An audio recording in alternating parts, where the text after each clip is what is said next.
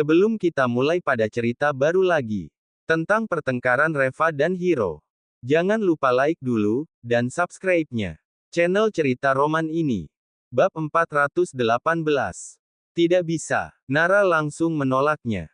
Hana berkata, "Kenapa tidak bisa? Kau tahu, aku suka berjemur di bawah sinar matahari. Cahaya di sini jauh lebih baik jadi aku bisa mendapatkan lebih banyak sinar matahari. Kak, kamar sebelah juga tidak jelek kok. Aku bantu kau pindahkan barang-barangmu ke sana ya." Wajah Nara langsung berubah menjadi dingin lalu dengan marah dia berkata, "Aku sudah bilang, tidak bisa. Hana, kau jangan keterlaluan. Itu kamar aku dengan Reva. Atas dasar apa kau tinggal di sana? Lagi pula siapa yang mengizinkanmu tinggal di sini? Memangnya kau tidak punya rumah untuk ditinggali?" Wajah Hana langsung menjadi dingin. "Kak, apa maksudmu? Kau mau mengusir aku? Jangan lupa, Reva sendiri yang meminta kami pulang dan tinggal di rumah waktu itu. Waktu di rumah lama, dia sendiri yang menyuruh kami pulang untuk merawat papa dan mama. Oh, waktu di rumah lama kalian meminta kami kembali untuk merawat papa dan mama. Dan sekarang setelah kau pindah ke rumah baru lantas kau tidak mengizinkan kami tinggal di rumah barumu ini lagi. Kau benar-benar tidak punya hati." Nara langsung buru-buru menjawabnya, "Hana, kau juga jangan lupa. Kali ini, Reva hampir saja kalah di pertemuan pertukaran itu gara-gara kau. Dan kau tidak merasa malu untuk tetap tinggal di sini."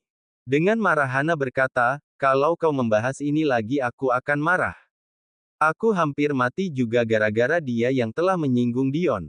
Kalau dihitung-hitung malah kau yang berhutang budi kepadaku. Lantas mengapa aku tidak bisa tinggal di kamar tidur utama? Hiro, tidak perlu banyak bicara dengannya. Ayo bantu aku pindahkan barang-barang dia." Nara sangat marah. Ini artinya sudah jelas, dia ingin merebut kamarnya secara terang-terangan. Reva juga tersulut emosinya. Ini benar-benar terlalu menindas orang. Reva sendiri tidak peduli tinggal di kamar yang mana tetapi dia tidak akan pernah membiarkan Nara ditindas seperti itu.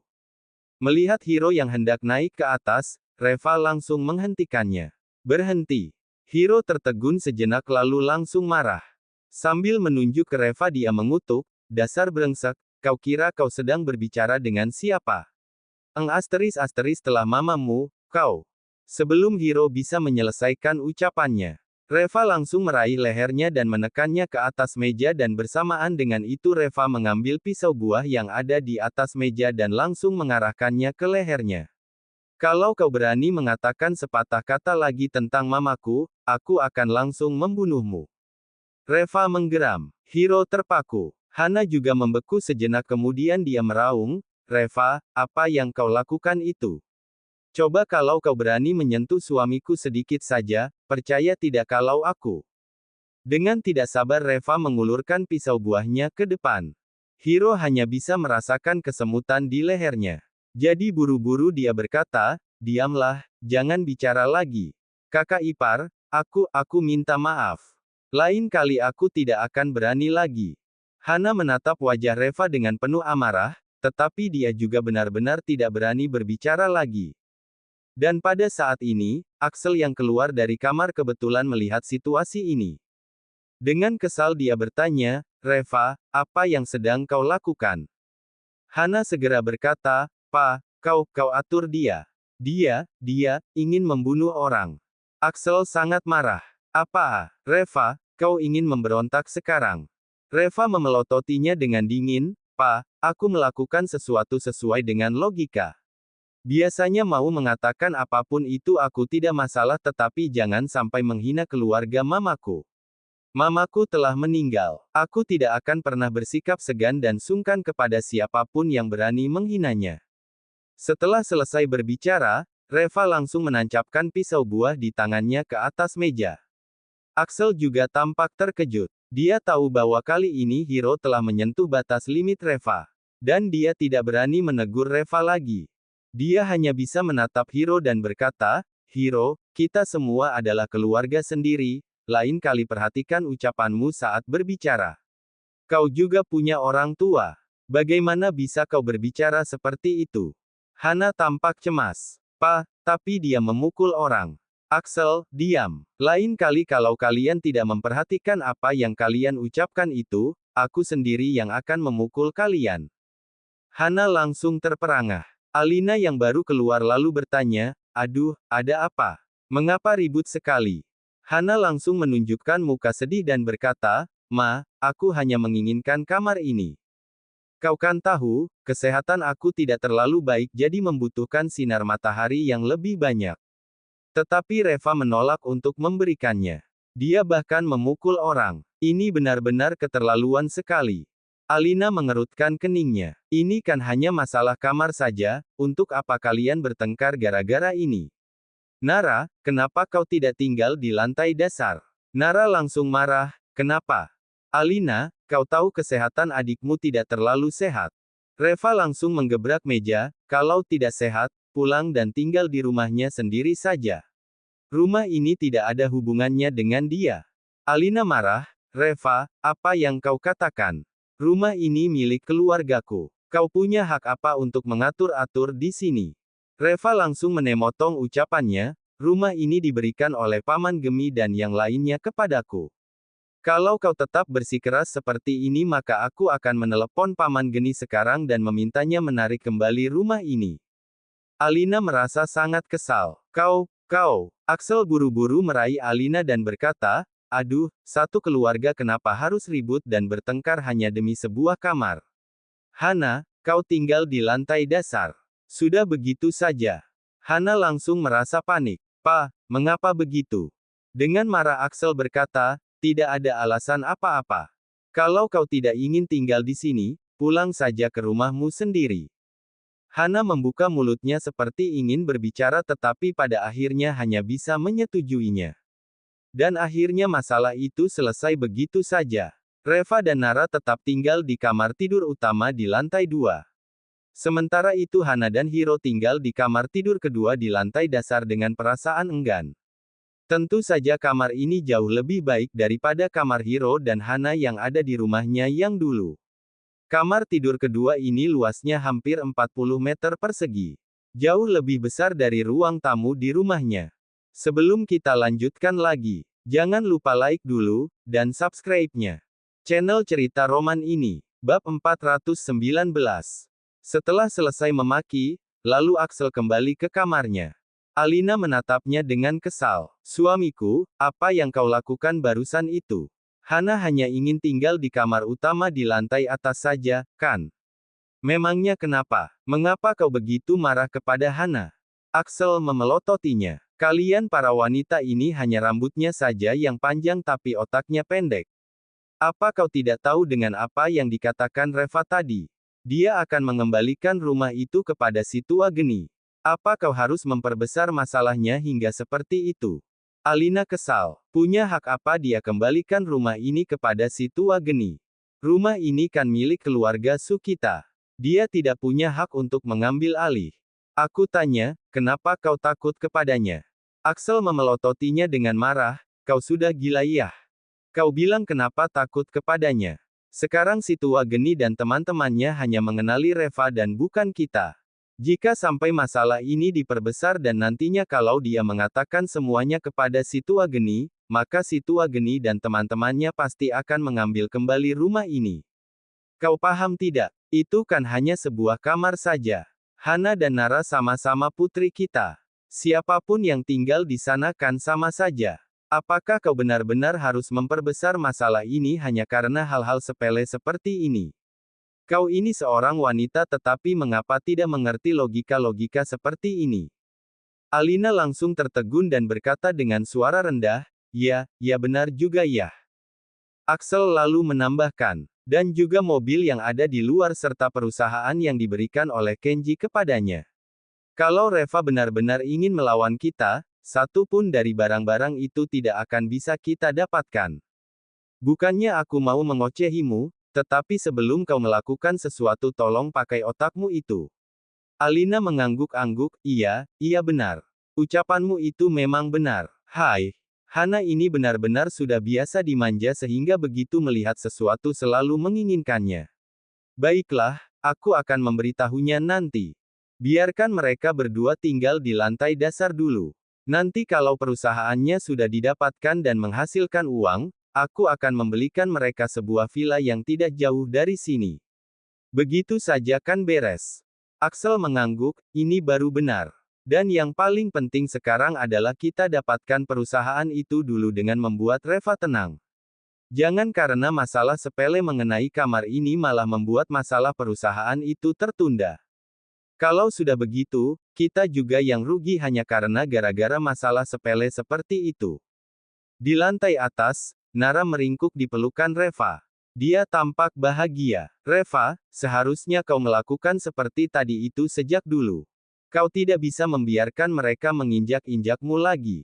Orang-orang itu tidak pernah ada rasa puasnya. Semakin kau menoleransi mereka, semakin ngelunjak juga mereka jadinya. Kau harus membiarkan mereka mengetahuinya bahwa kau tidak bisa diganggu dengan seenaknya. Masalah hari ini kau tangani dengan baik sekali. Nara tertawa kecil. Reva tersenyum. Nara, aku tahu apa yang harus dilakukan. Aku bisa menolerir beberapa hal tetapi ada juga yang tidak bisa kutolerir. Terhadap papa dan mamamu aku masih bisa menolerirnya karena bagaimanapun juga, mereka adalah orang tuamu. Tetapi terhadap Hana dan Hiro, aku tidak bisa menolerir terlalu banyak. Selain itu, aku paling tidak bisa melihat orang yang paling aku cintai ditindas dengan semena-mena oleh siapapun. Ini adalah batas limitku. Nara langsung tersipu. Dia tahu bahwa orang yang Reva katakan paling dia cintai itu adalah dirinya sendiri. Oh ya ngomong-ngomong, apa rencanamu terhadap perusahaan itu? Apakah kau benar-benar ingin membiarkan Iliro yang mengambil alih perusahaan ini? Tanya Nara. Reva terkekeh. Ini hanya sementara, tenang saja, tidak lama kemudian Hiro sendiri yang akan keluar dari sana. Nara melirik Reva. Dia bisa melihat ekspresi percaya diri pada wajah Reva. Dia tidak tahan untuk tidak terkejut. Pada saat ini, Nara semakin merasa bahwa suaminya ini tidak sederhana.